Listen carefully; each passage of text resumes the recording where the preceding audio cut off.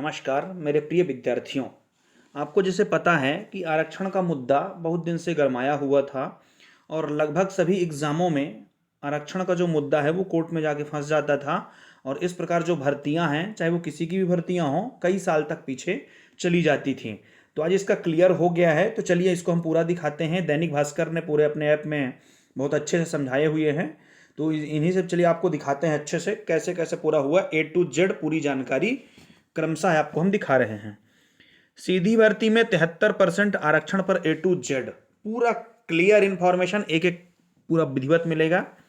27% OBC, 10% गरीब सवर्ण reservation कब से और कैसे लागू होगा, चलिए जानते हैं हम आसान तरीके से। ये अभी जस्ट 1 घंटे पहले की अपडेट है, आप देख सकते हैं, दैनिक भास्कर की है। अब यहाँ पे समझते हैं, जो मध्य प्रदेश सरकार है, मध्य प्रदेश सरकार के सामान्य प्रशासन विभाग ने सोमवार को राज्य स्तरीय और जिला स्तरीय सीधी भर्ती में 73% आरक्षण देने का आदेश जारी कर दिया है।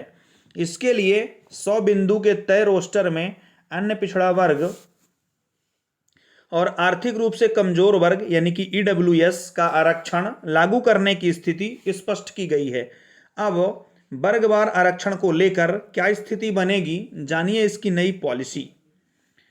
वर्ष 2019 के पहले जो पद रिक्त हैं उनमें रोस्टर किस तरह बनेगा या वो किस तरह रहेगा, जो 2019 के पहले तक रिक्त थे, उसके बाद के नहीं।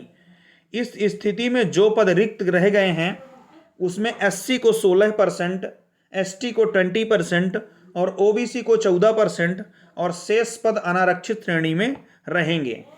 सभी में महिलाओं के लिए 33% पद आरक्षित हैं। ये 2019 के पहले की पोजीशन है कि वर्ष 2019 के पहले जो पद रिक्त हैं उनमें रोस्टर किस तरह लागू होगा। अब आगे चलते हैं हम। अब 8 मार्च 2019 के स्थिति में यदि 100 पद रिक्त हैं तो उनका रोस्टर किस तरह बनेगा, ये पूरा आसान भाषा में समझिए।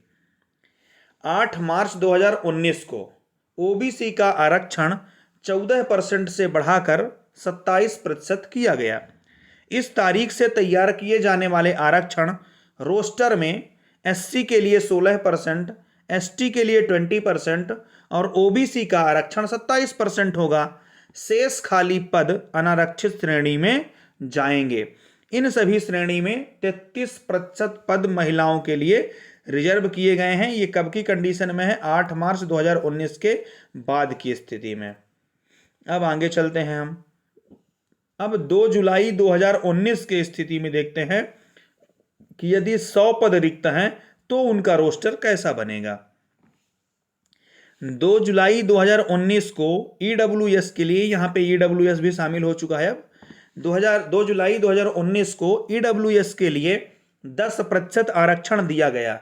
इस तारीख से तैयार किए जाने वाले आरक्षण रोस्टर में एससी के लिए 16%, एसटी के लिए 20% और ओबीसी का आरक्षण 27% और ईडब्ल्यूएस श्रेणी के लिए 10% आरक्षण होगा। शेष जो खाली पद हैं वो अनारक्षित श्रेणी में भरे जाएंगे। यहाँ पे आप देख सकते हैं, ईडब्ल्यूएस के लिए 10%, एससी के लिए 16%, एसटी के लिए 20% और ओबीसी आरक्षण अब 27 हो चुका है और ईडब्ल्यूएस वाला 10% है ही। बाकी जो शेष बचेंगे वो 33% जो महिलाओं के लिए है, बाकी सब आरक्षण श्रेणी में आएंगे, अनारक्षित श्रेणी में आएंगे। अब है 8 मार्च 2019 की कंडीशन में।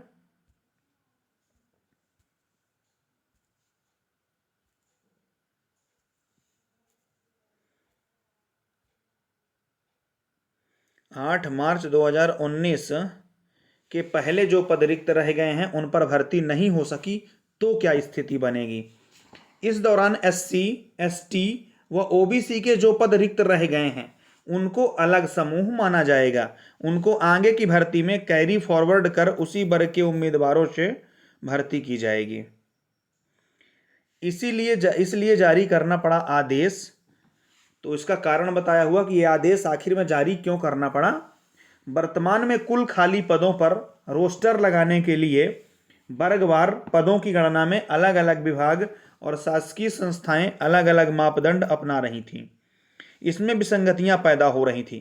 कुछ संस्थाएं मार्च, या जुलाई 2019 के पहले जो पद खाली थे उन सभी में ओबीसी वर्ग के लिए 27% और ईडब्ल्यूएस के लिए 10% पदों की गणना कर रहे थे। इससे अन्य वर्ग जो थे उनके उम्मीदवारों को नुकसान हो रहा था। इसीलिए स्थिति स्पष्ट की गई है कि किस वर्ग के लिए किन पदों पर और कैसे रोस्टर लागू करना है। इसीलिए पुराने रोस्टरों को फ्रीज करने के निर्देश दिए गए हैं।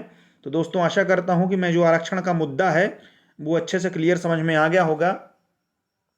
तो ज़्यादा से ज़्यादा लोगों को शेयर करें और इसी प्रकार की अपडेट पाने के लिए चैनल को सब्सक्राइब कर लें। बहुत बहुत धन्यवाद।